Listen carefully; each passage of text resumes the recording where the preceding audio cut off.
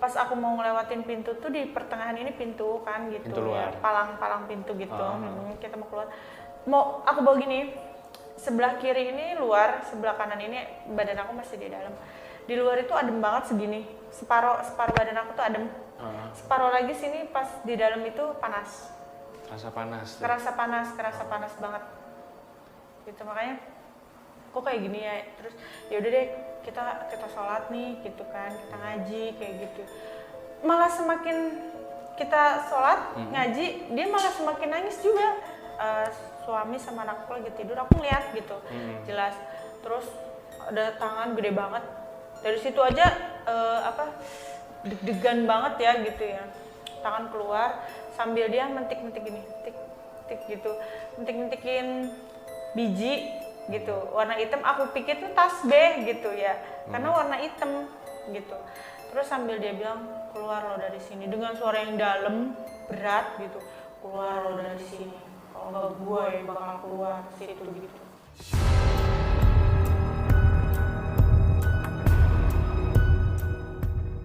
Assalamualaikum warahmatullahi wabarakatuh. Kembali lagi di Monogram bersama Pepep di sini.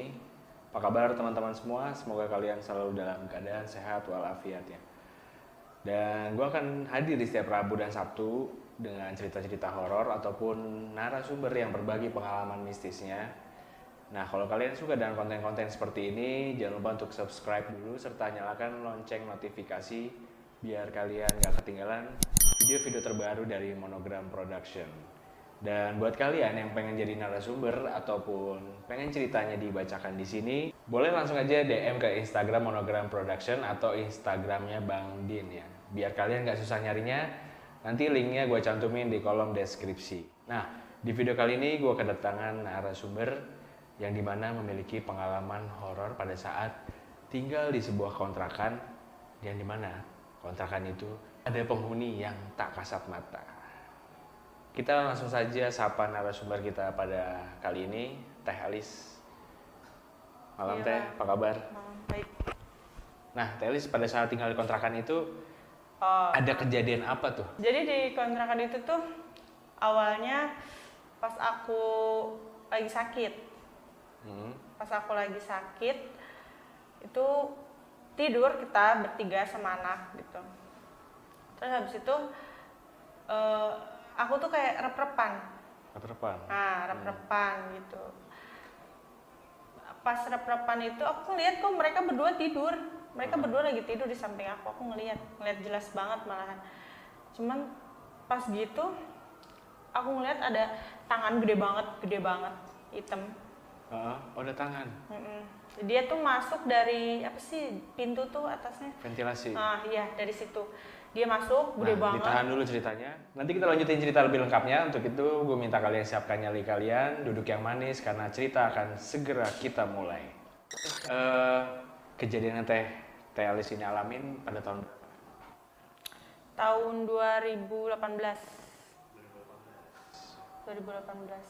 Kejadiannya pas di kontrakan yang itu. Di bulan apa? Itu nggak tahu. Masih ingat ya? Udah lupa. Oh gitu. Udah lupa karena udah lumayan lama kan gitu ya, nggak lama juga sih maksudnya, cuma kejadian itu tuh masih diingat gitu, cuma bulannya itu aku nggak tahu sih, lupa. Nah, awalnya tuh seperti apa Teh? Boleh nggak cerita lengkapnya bisa bagikan ke kita semua? Dari awal pas baru pindah ke situ. Iya.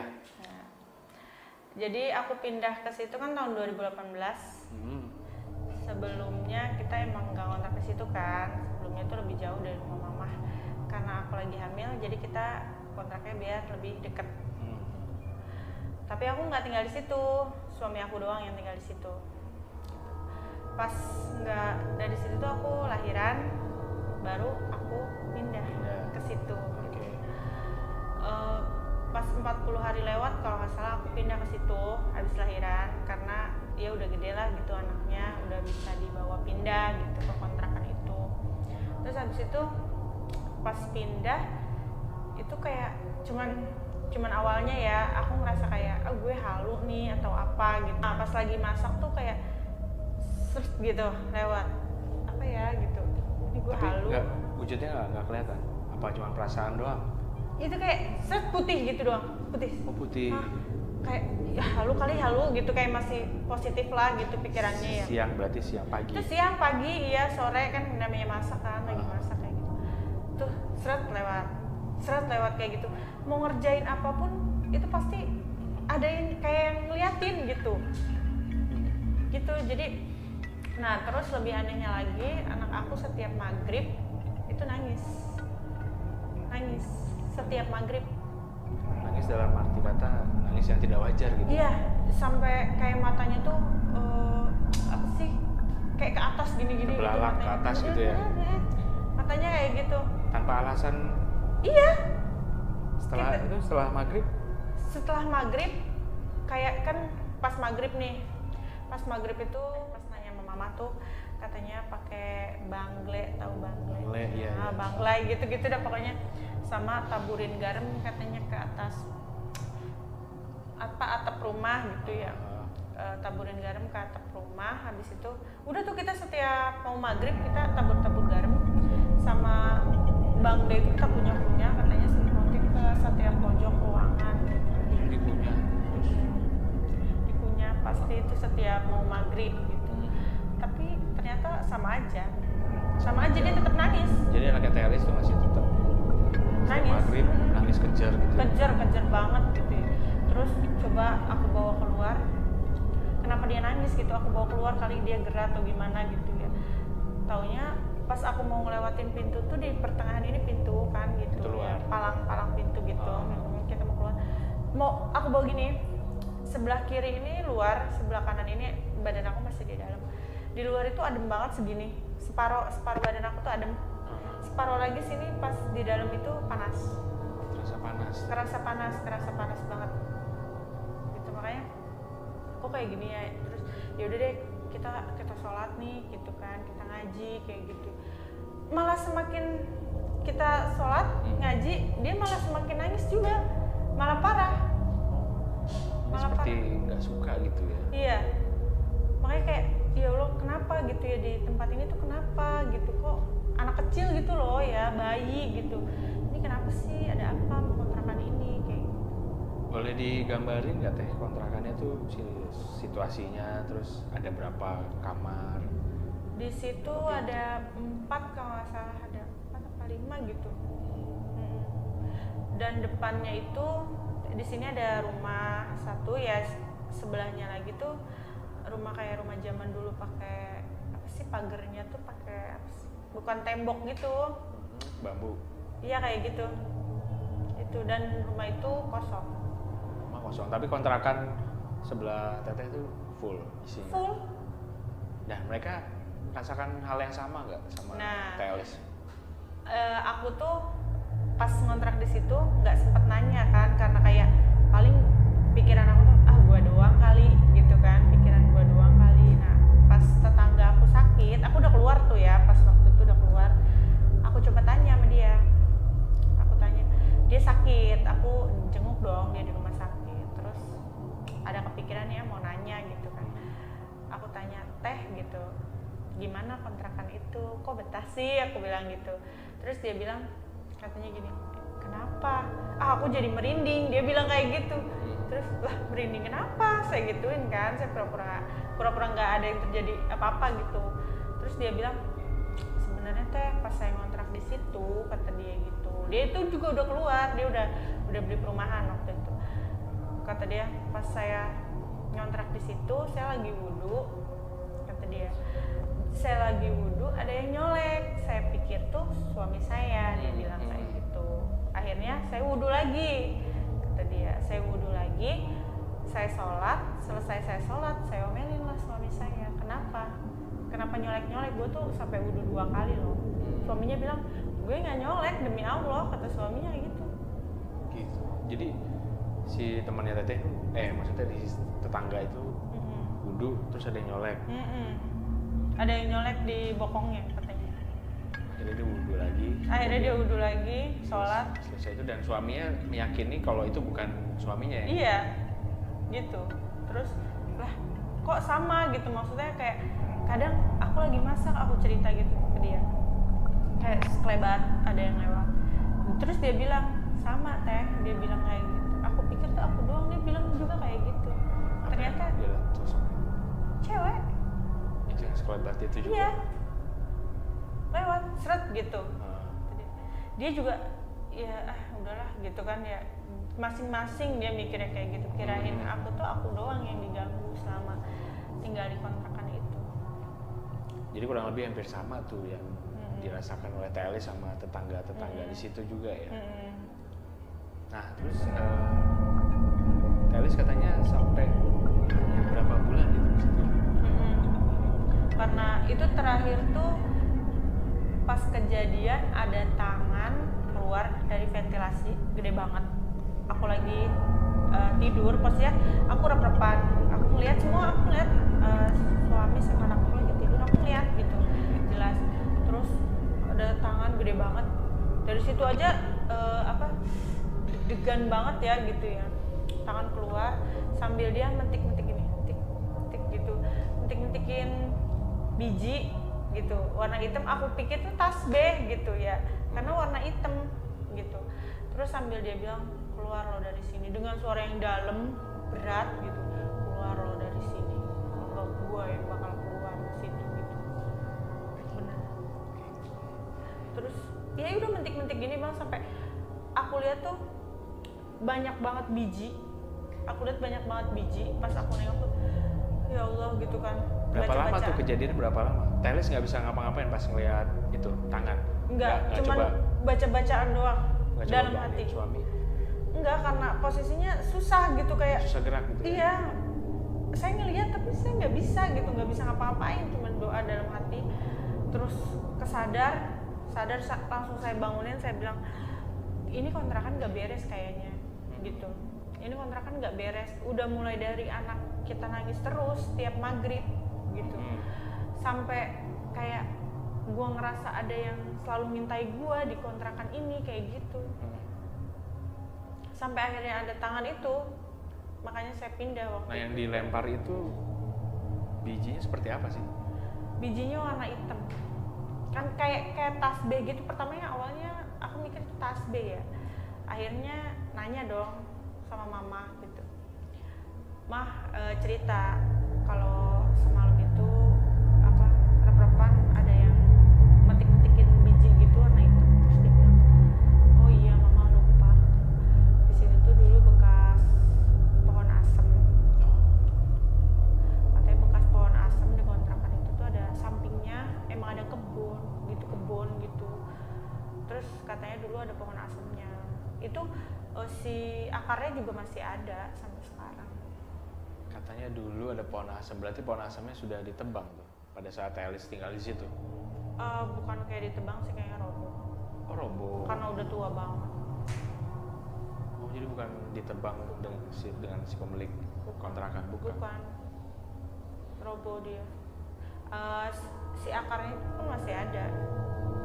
Wujud si tangan itu Telis bisa gambarin lebih detail nggak? Apa dia panjang, ada bulunya atau apa gitu? Dia hitam gede banget, nggak layaknya tangan manusia, gede banget.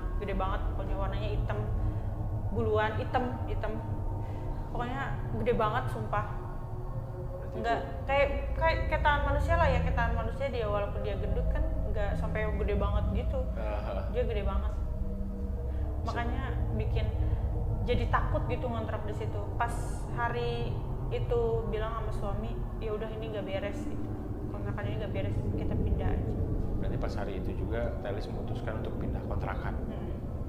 Hari itu juga pas pagi-paginya saya langsung pindah. Berapa bulan teh di situ? Kayaknya cuma 6 bulan. 6 bulan. Nah gangguan apa lagi teh sebelum ada si tangan itu tuh? Apa lagi gitu? Kayak di depan kontrakan kan karena kosong. Nah tetangga tuh suka denger, kan tetangga saya tuh suaminya kadang pulang malam gitu, kayak dia keluar gitu, terus dia bilang ada dengar suara nangis. Dia pertama nanya, kamu nangis ya gitu semalam enggak? Nanya ke Telis? Oke. Terus saya bilang enggak, emang kenapa? Saya dengar suara nangis ya gitu, kirain situ nangis kan. Enggak, dari mana suaranya? Ya di sekitar sini, dia bilang gitu. sekitar area kontrakan. Ternyata bukan cuma dia doang, yang lain juga ngedengar suara Ragis, dan ternyata setelah diselidikin itu depan kontrakan itu juga yang kosong, yang dari kayak rumah dari bambu gitu. Itu di situ juga ada. Emang di sekitar lingkungan situ memang terkenal atau memang suasananya gelap atau kayak gimana teh? Gelap ya. Agak gelap gitu ya. Kontrakan itu aja tuh kayak si lantainya itu bang, Iya. itu nggak biasa menurut saya gitu. Kenapa? Jadi walaupun kita nggak pel misalnya gitu, tapi dia tetap basah, lembab, kayak abis dipel. Oh, jadi ubinnya selalu Basah, rembes kayak bukan rembesannya gimana ya? Kayak kaki kita tuh kok basah banget ya nih kontrakan. Perasaan gue hari ini belum ngepel kayak gitu. Tapi dia basah selalu. Jadi tanahnya kayak seperti lembab gitu ya. Anehnya itu selalu lembab. Ya layaknya lantai ya kalau nggak dipel ya. Berarti nggak bakalan licin atau basah gitu ya. Iya, Nggak iya. bakalan basah. Ini tuh walaupun kita nggak pel, dia basah banget lantai itu. Kayak kerasanya iya lantainya adem tapi basah gitu. Nah harusnya kan yang kayak gitu bikin suasana kontrakan sebenarnya adem ya harusnya ya. Tapi kan tadi harusnya. Telis bilang katanya Panas. luar dan dalam tuh berbeda. Beda Suhunya banget. lumayan berbeda. Personally nggak kira-kira? Oh iya. Jadi waktu itu aku tuh lagi setrika baju ceritanya. Pas aku lagi setrika baju, aku dengar suara dibisikin. Beneran, aku dibisikin. Suaranya itu kayak cuman gitu doang. Wah, ada apa nih gitu. Taruh aja setrikanya kan, ditaruh setrikanya. Aku gantiin loh gitu ke suami aku ya, gantiin gitu kan. Terus dia, apaan sih kata dia. Terus dia gantian, yang gantiin setrika. Akhirnya pas dia gantiin, langsung ditaruh setrikanya, dia bilang kayak gini, siapa lo katanya gitu. Ngapain lo ganggu gua nggak takut sama lo kata dia gitu. Terus saya nanya kenapa, gua ada yang bisikin kata dia, kurang ajar banget gitu. Terus saya ketawa dong gitu ya, karena sama gitu ya. Saya bilang gini, tahu nggak kenapa gua mutusin buat nggak ngegosok, nyuruh lu ya gitu kan, karena gue juga ada yang bisikin, gue takut gitu, makanya gue nyuruh lu gitu ya. Terus kata dia, pantesan gue juga dibisikin kata dia gitu, pantesan lu nggak lanjutin gosok kata dia gitu. Suaranya itu cowok cewek? Cewek, jelas banget cewek. Dia kayak ngomongnya tuh kayak gimana sih gitu, nggak jelas, sampai kerasa banget kayak ada hembusan nafas gitu. Kayak deket banget gitu. Iya, makanya astagfirullahaladzim, langsung pergi gantiin kayak gitu, karena udah takut gitu. Tapi memang ya kalau bangsa jin itu biasanya kalau kita dengar suara-suara apa yang mereka omong itu biasanya nggak jelas gitu. Jadi kayak tapi kita dengar ada suara gitu. Itu ada hembusan nafas. Tapi ngomong apa itu kita nggak tahu. Iya. Jadi beda dengan sosok yang tangan tadi ya, bisikin ya. Berarti ada selain si tangan itu sama cewek itu mungkin. cewek.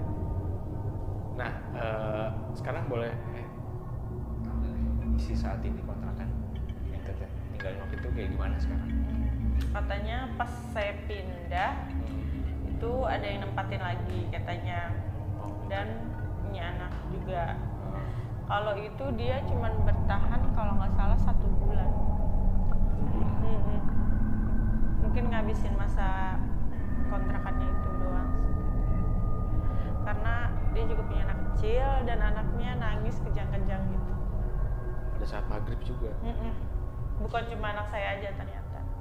Jadi setelah teteh ada lagi satu. Nah sekarang masih ada tempatin atau Kosong. masih aktif kontrakannya yang lain mungkin? Oh aktif, yang lain masih aktif. Itu katanya terakhir sih kemarin ini beberapa bulan yang lalu kosong. Gitu. Tapi sekarang katanya ada yang nempatin tapi orangnya sendiri, nggak punya anak, belum punya anak. Nah kalau saat ini teteh pindah kontrakan, gangguan-gangguan yang seperti itu masih ada atau udah hilang? Alhamdulillah sih udah nggak ada. Semenjak pindah ya di kontrakan ini alhamdulillah nggak pernah ada gangguan apa. Jadi memang gangguan itu memang dari kontrakan yang teteh itu tinggalin itu ya? Cuma itu doang sih pengalaman yang kayak selama kontrak gitu ya, selama kontrak tuh cuma di kontrakan itu doang yang bekas pohon asam itu, yang gangguan kayak gitu. Teh Elis dulu sebelum mutusin tinggal di kontrakan itu, apa pernah denger orang bercerita dulu, oh jangan di situ kontrakannya serem atau apa gitu? Enggak sih, Nggak nggak ada. pernah tahu. Nggak pernah Iya, tahu malah ya? nggak pernah tahu karena emang kita kan emang nyarinya yang deket rumah orang tua gitu ya, biar nggak jauh banget karena lagi hamil waktu itu. Terus pas nyari-nyari katanya di situ tuh enak kontrakannya kayak gitu. Oh, malah direkomendasiin kata di situ enak. Oh, kata orang-orang. Ternyata di situ malah enak. zonk ya. Ternyata katanya adem, iya adem lantainya doang. Lantainya doang. Ya udah, mungkin terima kasih banyak Teh Elis waktunya sudah mampir ke sini, sudah membagikan ceritanya. Mudah-mudahan sekarang dimanapun Teh Elis tinggal, semoga adem ayem dengan keluarganya ya. Amin. Dan pesan yang buat teman-teman semua, kalau kalian ingin menempati rumah atau kontrakan baru ya, tolong dicek dulu lah asal usulnya seperti apa ya. Iya. Kalau bisa sebelum masuk ya ada pengajian dulu. Sempat dulu pernah ada pengajian dulu nggak gitu? Enggak, kita langsung pindah, enggak nentuin hari, enggak apa, ya udah Langsung pindah aja ya? gitu, iya, langsung. Ya mungkin namanya tempat dimanapun kan pasti ada makhluk yang tak kasat mata ya. Mungkin kita perlu izin dulu dengan mereka. Jadi mungkin sekian episode kali ini. Buat kalian yang pengen jadi narasumber seperti Teh Elis, boleh DM ke Instagram Monogram Production atau Instagramnya Bang Din. Teh Elis boleh sebutin Instagramnya di sini kalau yang pengen tanya-tanya. Instagramnya Herlis Kartikasari. Herlis Kartikasari. Dan buat kalian yang pengguna Spotify, jangan lupa mampir juga di Spotify Monogram Production, Ngobrol Mistis. Nah semua yang gue sebutin tadi nanti linknya gue cantumin di kolom deskripsi ya guys. Oke, mungkin sekian episode kali ini. Gue Pepep dan Teh Elis undur diri. Assalamualaikum warahmatullahi wabarakatuh.